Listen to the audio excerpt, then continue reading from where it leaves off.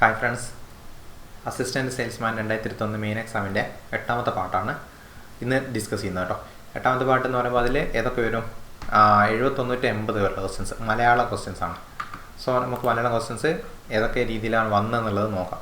Common ആയിട്ട് ചോദിക്കുന്ന രീതിയിൽ തന്നെ കേട്ടോ. മലയാളത്തിന് മാത്രമാണ് എന്ത് ചെയ്യാറുള്ളത്? ഇപ്പോൾ PSCയിൽ വലിയൊരു മാറ്റം വരാത്തൊരു ഏരിയ എന്ന് പറയുന്നത് മലയാളമാണ്. ഓക്കെ, മറ്റുള്ളവർക്ക് കുറച്ചൊക്കെ എന്ത് ചെയ്തിട്ടുണ്ട്, നന്നായിട്ട് മാറിയിട്ടുണ്ട്.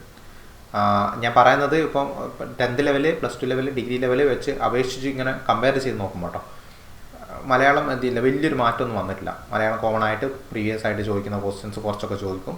പിന്നെ കോമൺ ആയിട്ട് അതേ പാറ്റേൺ ആണ്. ഇപ്പോൾ ഒരു എക്സാമ്പിൾ പറയുകയാണെങ്കിൽ സിലബസ് കറക്റ്റ് അതേ സിലബസിൽ വെച്ചിട്ടുണ്ട്. അപ്പോൾ 71 ക്വസ്റ്റ്യൻ നിങ്ങൾ നോക്കി, ശരിയായിട്ടുള്ള പദശുദ്ധിയാണത്. പിന്നെ അർത്ഥത്തിൻ്റെ അടിസ്ഥാനം, അർത്ഥം, മീനിങ്. അടുത്തത് സ്ത്രീലിംഗ പദം. പിന്നെന്താണ്? ചൊല്ല്. അടുത്തത് വചനതലത്തിൽ, അതായത് ഏകവചനം, ബഹുവചനം, ആ രീതിയിലാണ്. പിരിച്ചെഴുതുക, ചേർത്തെഴുതുക, അർത്ഥം. പിന്നെ എന്നുള്ളതാണ് ഒറ്റപ്പദം, വൺ വേർഡ്, അതിൽ വിപരീത പദം. കണ്ടോ, എല്ലാ സിലബസിൻ്റെ അതേ കറക്റ്റായിട്ട് എന്ത് ചെയ്തിട്ടുണ്ട്, ഫോളോ ചെയ്തിട്ട് പോയിട്ടുണ്ട്. സിലബസിൻ്റെ ഫോളോ ചെയ്തിട്ട് പോയിട്ട് അപ്പോൾ നമുക്ക് എന്ത് ചെയ്യാം, ഇതെല്ലാം ഓരോ ക്വസ്റ്റ്യൻസ് എന്തൊക്കെയാണെന്നുള്ളൂ റിലേറ്റഡ് ആയിട്ടുള്ള കാര്യങ്ങളൊക്കെ ഒന്ന് ജസ്റ്റ് നോക്കാം. 71ാമത്തെ ക്വസ്റ്റ്യൻ നോക്കി, ശരിയായിട്ടുള്ള പദം തിരഞ്ഞെടുക്കാനാണ്. പദശുദ്ധിയാണ് കേട്ടോ. നന്നായിട്ട് പദശുദ്ധി എഴുതി പഠിക്കണം എന്ന് വെച്ച് കഴിഞ്ഞാൽ ഒരു റാങ്ക് ഫയലോ അങ്ങനെയല്ല. SCERT ബുക്കിലൊക്കെ ഇഷ്ടംപോലെ ഒത്തിരി പദങ്ങളുണ്ട്. മലയാളം ടെക്സ്റ്റ് ബുക്ക് PDF ഒക്കെ നിങ്ങൾക്ക് കിട്ടും. അതൊക്കെ എടുത്തിട്ട് എന്ത് ചെയ്യുക, പദശുദ്ധി നോക്കിയാൽ മതി. എല്ലാ വേർഡൊന്നും പദശുദ്ധി ചോദിക്കില്ല. കോമൺ ആയിട്ട് കൺഫ്യൂസിങ് ആയിട്ടുള്ള വേർഡാണ് ചോദിക്കുക. ഇതിൽ നിർജ്ജരി കേട്ടോ, നിർജ്ജരിയാണ് കേട്ടോ. 71B ആണ് ആൻസർ. ഈ നിർജ്ജരി എന്ന് വെച്ചാൽ എന്താ, മീനിങ് കൂടി ഒന്ന് പഠിച്ചു വെച്ചാൽ അപ്പോൾ നല്ലതാണ്. നദി എന്നാണ് അർത്ഥം, നിർജ്ജരി. ഇതുപോലെ കോമൺ ആയിട്ട് എന്താണ് പദശുദ്ധി ചോദിക്കുന്ന ഒന്ന് അതിഥി, തെറ്റിക്കുന്ന അന്തശ്ചിത്രം, ഉദ്ഘാടനം. ഓക്കെ, ഇതൊക്കെ ഒന്ന് എഴുതി നോക്കുമ്പോൾ നിങ്ങൾക്ക് ഇതിൻ്റെ ഒരു രസം മനസ്സിലാവും. നിങ്ങൾക്ക് അറിയാമോ ഇല്ല എന്നുള്ളത് നിങ്ങൾക്ക് തന്നെ മനസ്സിലാവും, ഇതൊക്കെ കറക്റ്റായിട്ടാണോ എഴുതുന്നത്. ഓക്കെ, അതിഥി, അന്തശ്ചിത്രം, ഉദ്ഘാടനം, ഇതൊക്കെ ഇതാണ് കേട്ടോ. ഇതിൽ ശരിയായിട്ടുള്ള ഫോമാണ് ഇതൊക്കെ. ഐകമത്യം ആണ് കേട്ടോ, ഐക്യ അല്ല, ഐകമത്യം എന്നുള്ളതാണ് ശരി. അതേപോലെ ജിജ്ഞാസ, ഈ ഒരു വേർഡാണ് വരുന്നത് ജിജ്ഞാസക്ക്, ജിജ്ഞാസ. ഓക്കെ, മറന്നുകൊണ്ടേ. ഇതൊക്കെ ഒന്ന് നോട്ട് ചെയ്ത് വെക്കണം. നോട്ട് ചെയ്ത് വെച്ചിട്ട് എഴുതി തന്നെ പഠിക്കണം. ഇനി അടുത്തത് 72, അർത്ഥത്തിൻ്റെ അടിസ്ഥാനത്തിൽ കൂട്ടത്തിൽ പെടാത്ത പദം ഏത്? ഓക്കെ, ഓരോന്നിൻ്റെ അർത്ഥം കാണും. നിങ്ങൾക്ക് അർത്ഥം അറിയാമെങ്കിലേ ഇത് ചെയ്യാൻ പറ്റും. എല്ലാത്തിൻ്റെ അർത്ഥം ഏകദേശം ഒന്ന് അറിയെങ്കിലും ഒന്ന് കറക്കി കുത്തിയാലും കിട്ടും ഏകദേശം. പ്രത്യേകിച്ചും ഇതിലെ കമലം എന്നുള്ളത് എന്താണ്, താമരയാണെന്നുള്ളത് നിങ്ങൾക്ക് അറിയാവുന്ന കാര്യമാണ്. അത് മിക്കവാറും PSC തുടക്കക്കാർക്ക് പഠിക്കുന്ന ഒരു കാര്യമാണ്, കമലം, താമര. അപ്പോൾ അതും ഈ അമലം, വിമലം, നിർമ്മലമായിട്ടൊന്നും എന്ത് ചെയ്യുന്നില്ല, അതിനൊരു ബന്ധമില്ല എന്നുള്ളൊരു ജസ്റ്റ് ഒരു ഐഡിയ കിട്ടിയാൽ ഓപ്ഷൻ C ആണ് ആൻസർ എന്നുള്ളത് എന്ത് ചെയ്യും, അവിടെ കിട്ടും. ഇതെന്താ, അതൊക്കെ പോട്ടെ. അമലം എന്ന് വെച്ചാൽ തെളിഞ്ഞത്, ശുദ്ധമായത് കേട്ടോ. മലമില്ലാത്തത്, അഴുക്കില്ലാത്തത്, മലിനമല്ലാത്തത്, അതാണ് അമലം. വിമലം എന്ന് വെച്ചാലോ അതേ മീനിങ് തന്നെയാണ്, നിർമ്മലമായിട്ടുള്ളത്. അതേപോലെ നിർമ്മലം, ഓപ്ഷൻ Dയും ഒരേ മീനിങ്. അപ്പോൾ ഇതിലെ ABC എന്താണ്, ABD എന്താണ്, ഒരേ മീനിങ് ആണ്. കമലം മാത്രമാണ് കൂട്ടത്തിൽ പെടാത്തതായിട്ടുള്ളത്. ഇനി 73, ദർശകൻ്റെ സ്ത്രീലിംഗം. ഓക്കെ, ദർശകൻ്റെ സ്ത്രീലിംഗം ദർശകി അല്ലേ? 73 ജസ്റ്റ് നോക്കട്ടെ, C ആണ്. ദർശകയാണ് കേട്ടോ, ദർശകൻ, ദർശക. അതായത് കുറച്ച് കൺഫ്യൂസിങ് ആണ്. കൺഫ്യൂസിങ് എന്ന് വെച്ചാൽ ഇതിൽ എക്സെപ്ഷൻ, നമ്മൾ ചിന്തിക്കാത്ത രീതിയിൽ വരുന്ന കുറച്ച് പദങ്ങളുണ്ട്. ഇതിപ്പോൾ എക്സാമ്പിൾ, ഇപ്പോൾ ദർശകൻ നമ്മൾ ഇതുവരെ കേട്ടിട്ടില്ലെങ്കിൽ പോലും മകൻ, മകൾ എന്നുള്ള രീതിയിലൊക്കെ നമ്മൾ ചിന്തിച്ച് നോക്കും. ഇപ്പോൾ ദർശകൻ, ദർശകിയാണോ? അല്ല, ദർശക കേട്ടോ, ദർശക. ആ എന്നെ ഒഴിവാക്കിയാൽ മതി, ഓർത്ത് വെച്ചാൽ മതി.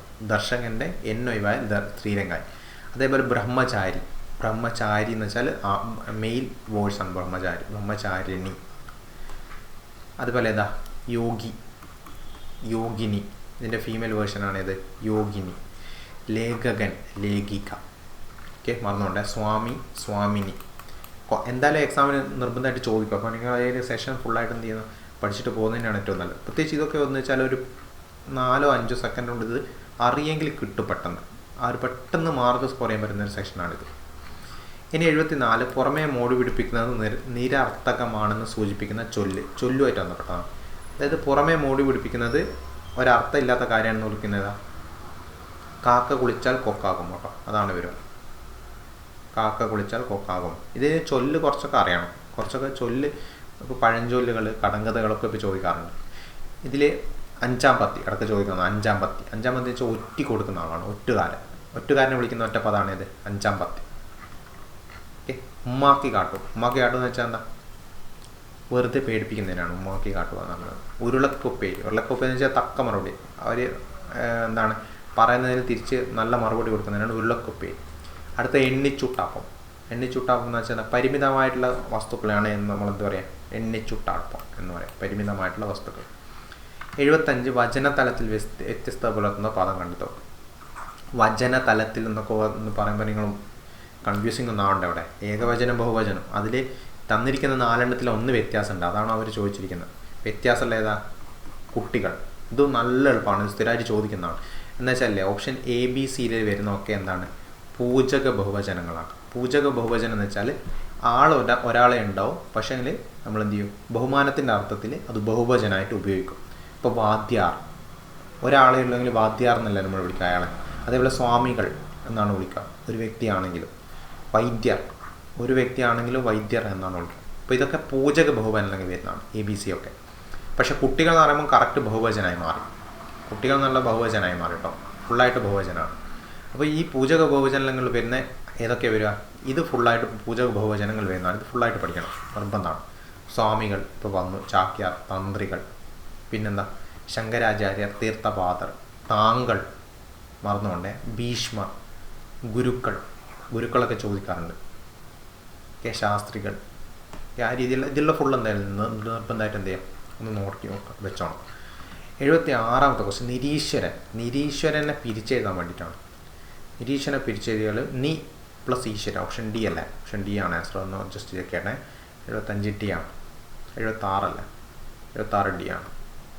നീ പ്ലസ് ഈശ്വര കേട്ടോ, പിരിച്ചെഴുതുക ചേർത്ത് എഴുതുക. അതിന് കുറച്ച് റൂൾസൊക്കെ ഉണ്ട്, എന്നാൽ നിങ്ങളത് പഠിക്കുക തന്നെ വേണം. അതിപ്പോൾ വേറെ അതിൽ കൂടുതലായിട്ട് പറയാനില്ല.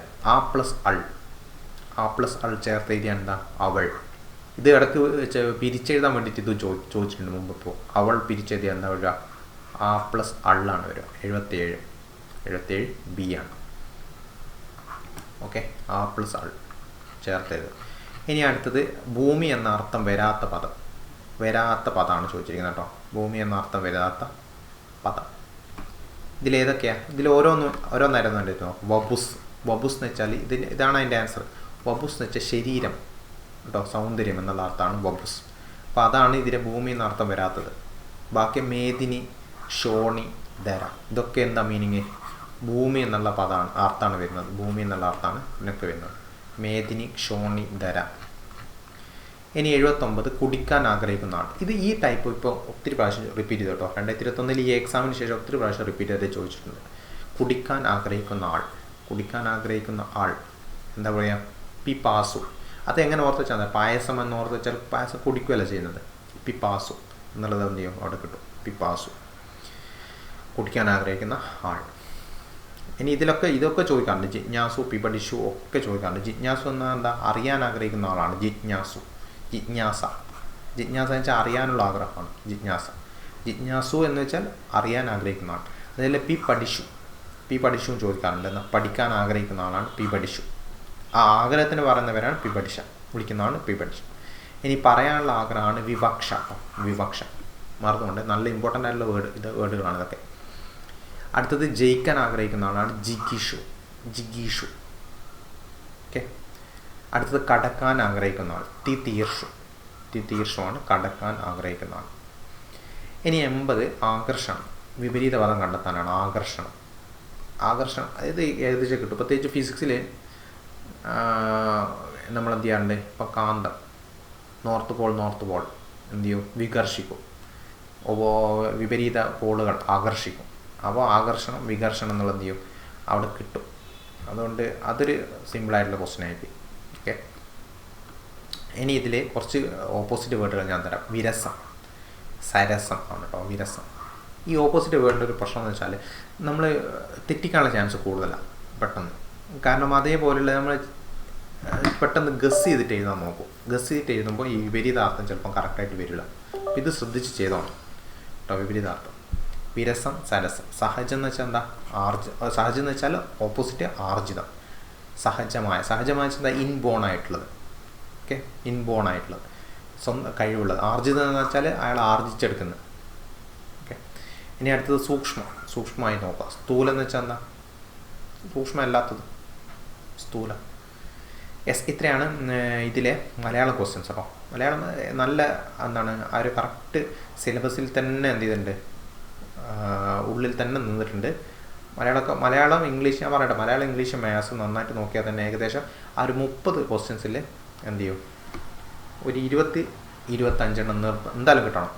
അത് കിട്ടുന്ന രീതിയിൽ തന്നെ പഠിച്ചോണം. ഒരു 25 മിനിമം കിട്ടുന്ന രീതിയിൽ എന്ത് ചെയ്യണം, അത് പഠിക്കണം. അത് കിട്ടും. അത് അത്രയും കോമൺ ആയിട്ട് നിങ്ങൾക്കൊരു കുറേ ക്വസ്റ്റ്യൻ പേപ്പേഴ്സ് നോക്കിക്കഴിഞ്ഞാൽ മനസ്സിലാവും ആ ഒരു പാറ്റേൺ, വരുന്ന പാറ്റേൺ എങ്ങനെയാണെന്നുള്ളത്.